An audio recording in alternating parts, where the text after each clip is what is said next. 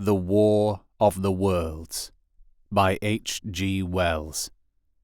Narrated by R. J. Bailey. Book 1. The Coming of the Martians. Chapter 12. What I Saw of the Destruction of Weybridge and Shepperton. As the dawn grew brighter, we withdrew from the window from which we had watched the Martians, and went very quietly downstairs. The artilleryman agreed with me that the house was no place to stay in. He proposed, he said, to make his way Londonward, and thence rejoin his battery, number 12 of the Horse Artillery. My plan was to return at once to Leatherhead, and so greatly had the strength of the Martians impressed me that I had determined to take my wife to Newhaven, and go with her out of the country forthwith. For I already perceived clearly that the country about London must inevitably be the scene of a disastrous struggle before such creatures as these could be destroyed. Between us and Leatherhead, however, lay the third cylinder, with its guarding giants. Had I been alone, I think I should have taken my chance and struck across country. But the artilleryman dissuaded me. "It's no kindness to the right sort of wife," he said, "to make her a widow." And in the end, I agreed to go with him, under cover of the woods, northward as far as Street Cobham, before I parted with him. Thence I would make a big detour by Epsom to reach Leatherhead. I should have started at once, but my companion had been in active service, and he knew better than that. He made me ransack the house for a flask, which he filled with whiskey, and we lined every available pocket with packets of biscuits and slices of meat. Then we crept out of the house, and ran as quickly as we could down the ill-made road by which I had come overnight. The houses seemed deserted.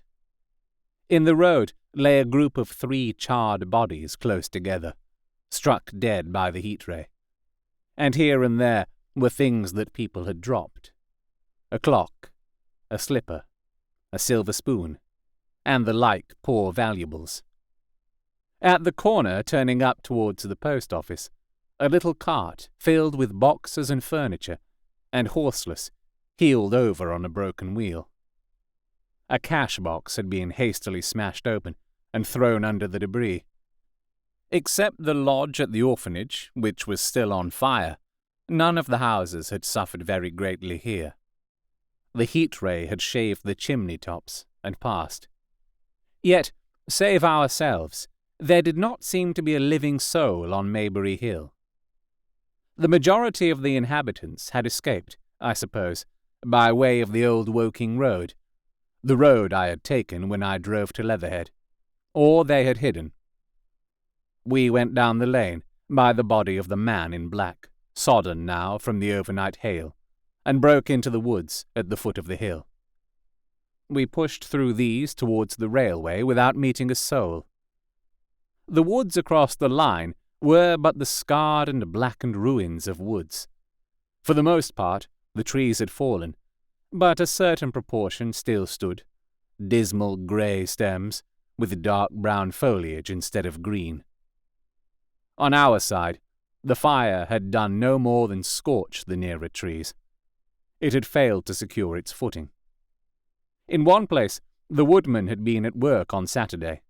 Trees felled and freshly trimmed lay in a clearing, with heaps of sawdust by the sawing machine and its engine.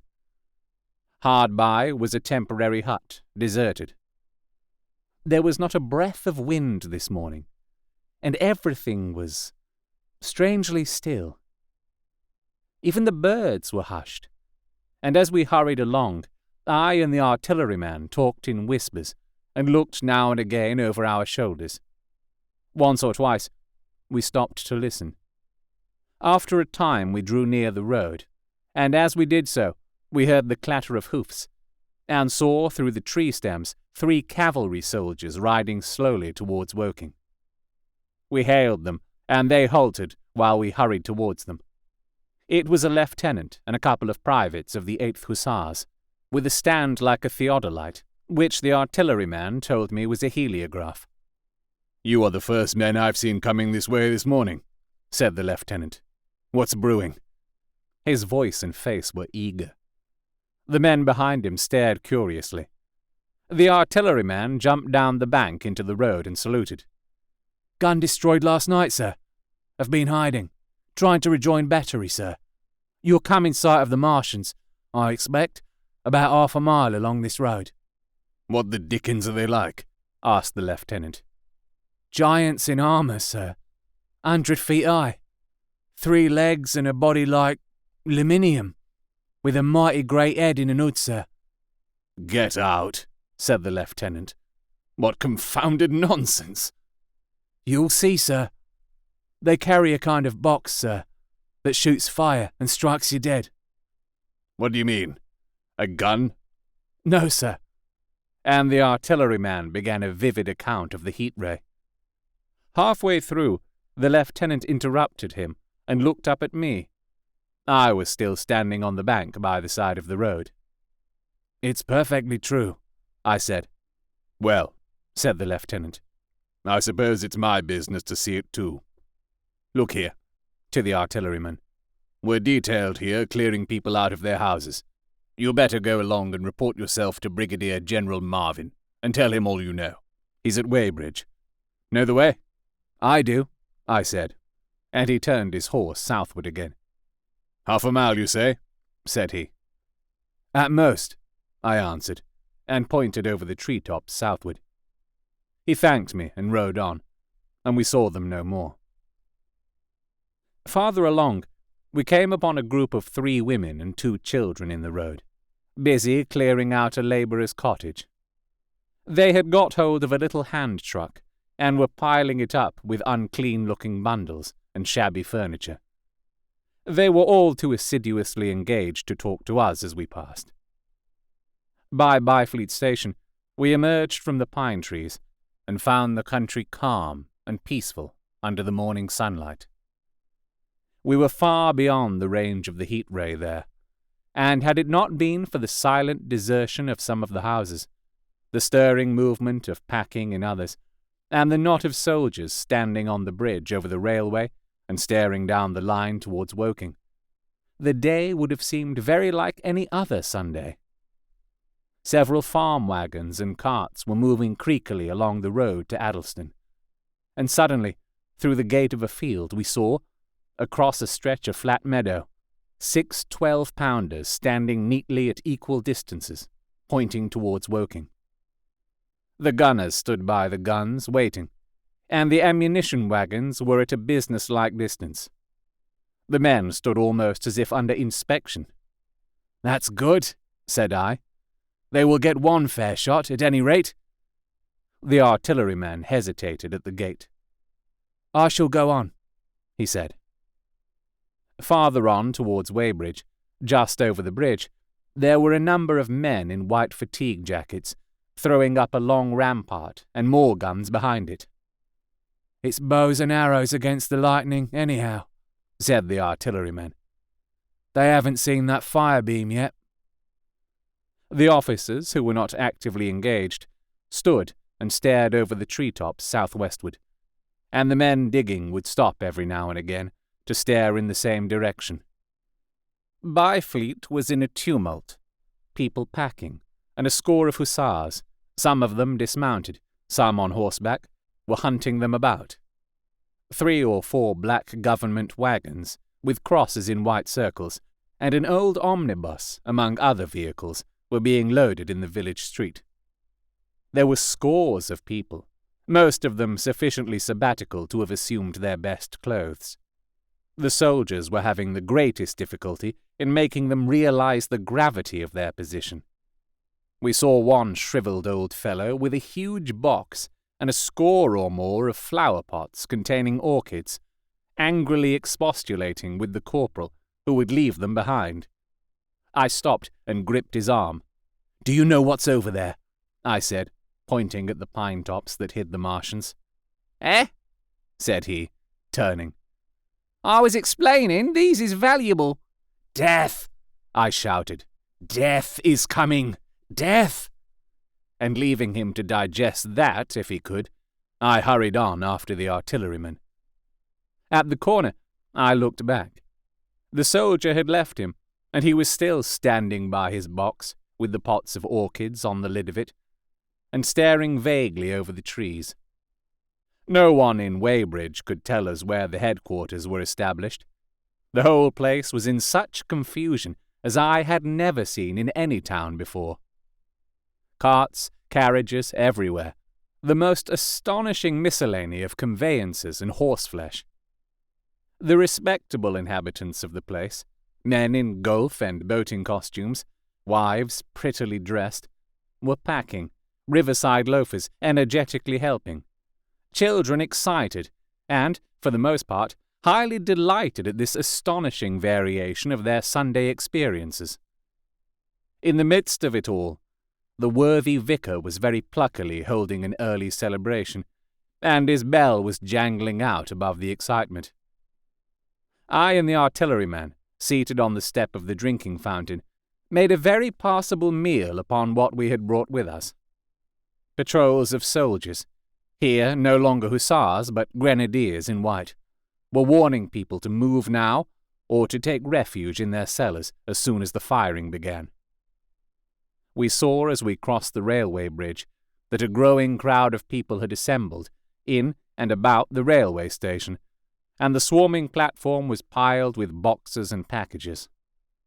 The ordinary traffic had been stopped, I believe, in order to allow of the passage of troops and guns to Chertsey, and I have heard, since that, a savage struggle occurred for places in the special trains that were put on at a later hour. We remained at Weybridge until midday, and at that hour we found ourselves at the place near Shepperton Lock, where the Wey and Thames join. Part of the time we spent helping two old women to pack a little cart. The Wey has a treble mouth, and at this point boats are to be hired, and there was a ferry across the river. On the Shepperton side was an inn with a lawn, and beyond that the tower of Shepperton Church. It has been replaced by a spire, rose above the trees. Here we found an excited and noisy crowd of fugitives. As yet the flight had not grown to a panic, but there were already far more people than all the boats going to and fro could enable to cross. People came panting along under heavy burdens. One husband and wife were even carrying a small outhouse door between them, with some of their household goods piled thereon. One man told us he meant to try to get away from Shepperton Station. There was a lot of shouting, and one man was even jesting. The idea people seemed to have here was that the Martians were simply formidable human beings who might attack and sack the town to be certainly destroyed in the end. Every now and then, people would glance nervously across the way, at the meadows towards Chertsey. But everything over there was still. Across the Thames, except just where the boats landed, everything was quiet, in vivid contrast with the Surrey side. The people who landed there from the boats went tramping off down the lane. The big ferry boat had just made a journey. 3 or 4 soldiers stood on the lawn of the inn, staring and jesting at the fugitives, without offering to help. The inn was closed, as it was now within prohibited hours. "What's that?" cried a boatman, and "Shut up, you fool!" said a man near me to a yelping dog. Then the sound came again, this time from the direction of Chertsey. A muffled thud, the sound of a gun. The fighting was beginning. Almost immediately, unseen batteries across the river to our right, unseen because of the trees, took up the chorus, firing heavily one after the other. A woman screamed. Everyone stood arrested by the sudden stir of battle, near us and yet invisible to us. Nothing was to be seen, save flat meadows, cows feeding unconcernedly for the most part, and silvery pollard willows motionless in the warm sunlight. "The soldiers'll stop 'em," said a woman beside me, doubtfully. A haziness rose over the treetops.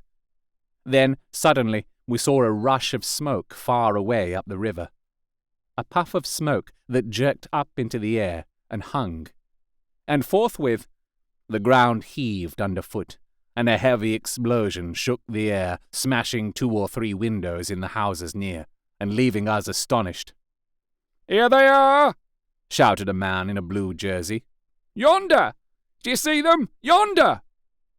Quickly, one after the other, 1, 2, 3, 4 of the armored Martians appeared, far away over the little trees, across the flat meadows that stretched towards Chertsey, and striding hurriedly towards the river. Little cowled figures they seemed at first, going with a rolling motion, and as fast as flying birds. Then, advancing obliquely towards us, came a 5th. Their armored bodies glittered in the sun as they swept swiftly forward upon the guns, growing rapidly larger as they drew nearer.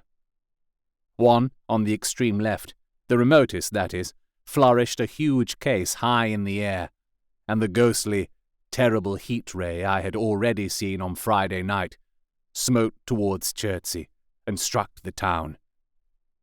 At sight of these strange, swift, and terrible creatures, the crowd near the water's edge seemed to me to be for a moment horror-struck. There was no screaming or shouting, but a silence. Then a hoarse murmur, and a movement of feet, a splashing from the water. A man, too frightened to drop the portmanteau he carried on his shoulder, swung round and sent me staggering with a blow from the corner of his burden. A woman thrust at me with her hand and rushed past me. I turned with the rush of the people, but I was not too terrified for thought. The terrible heat ray was in my mind. To get under water. That was it. "Get under water!" I shouted, unheeded. I faced about again and rushed towards the approaching Martian, rushed right down the gravelly beach and headlong into the water. Others did the same. A boatload of people, putting back, came leaping out as I rushed past.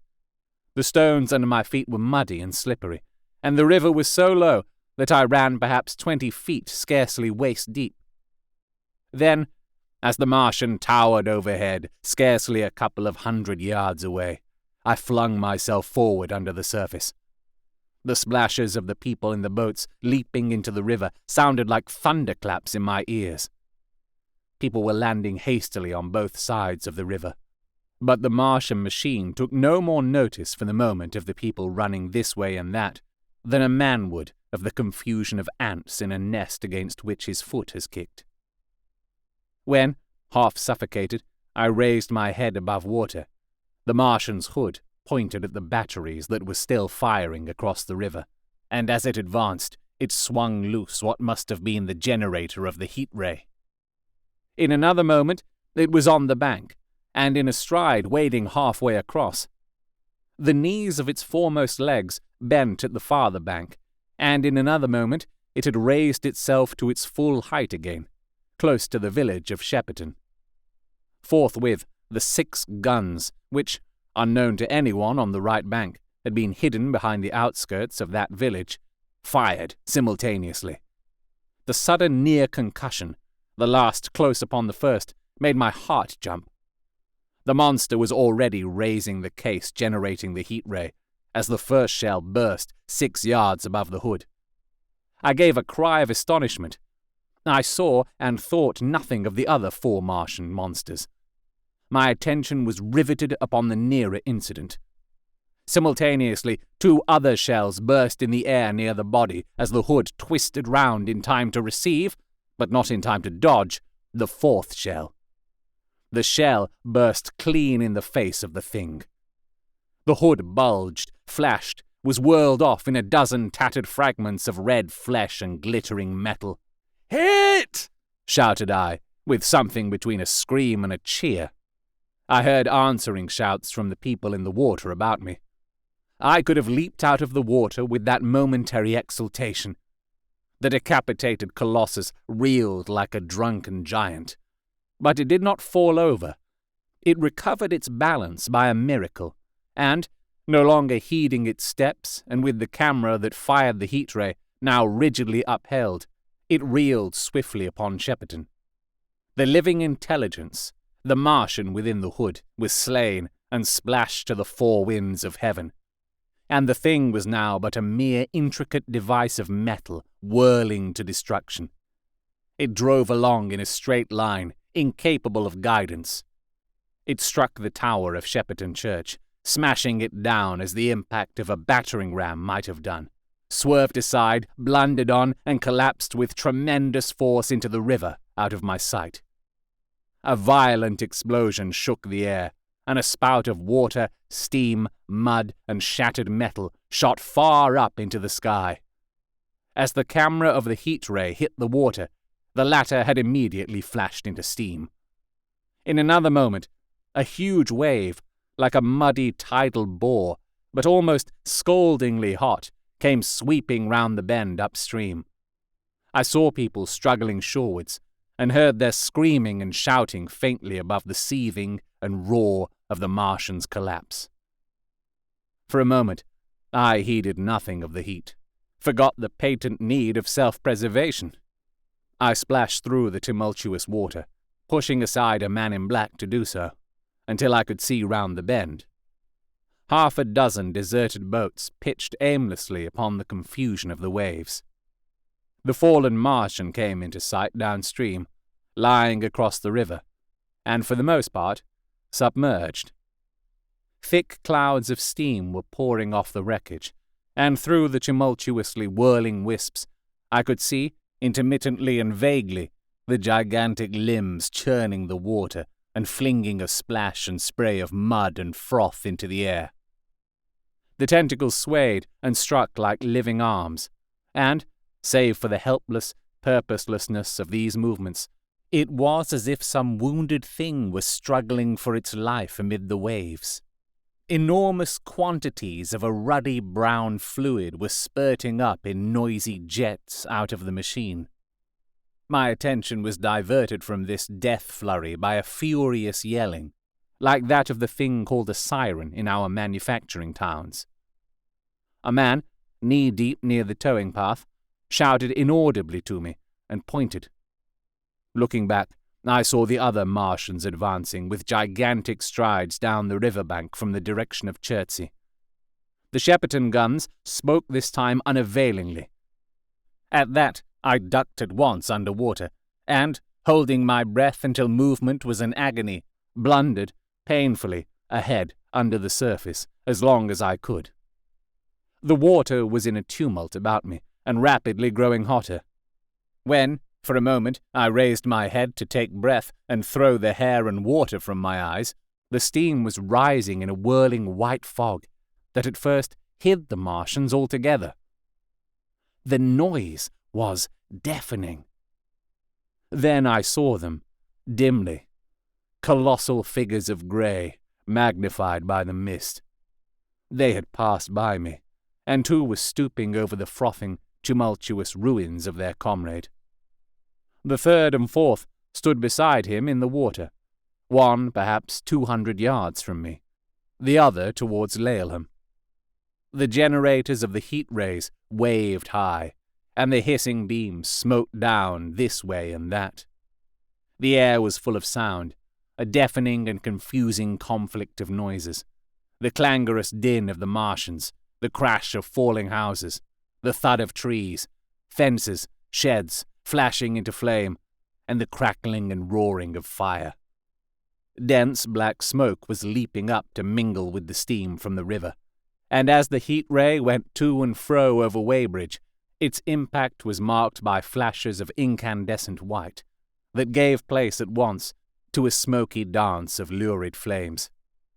The nearer houses still stood intact, awaiting their fate, shadowy, faint, and pallid in the steam, with the fire behind them going to and fro.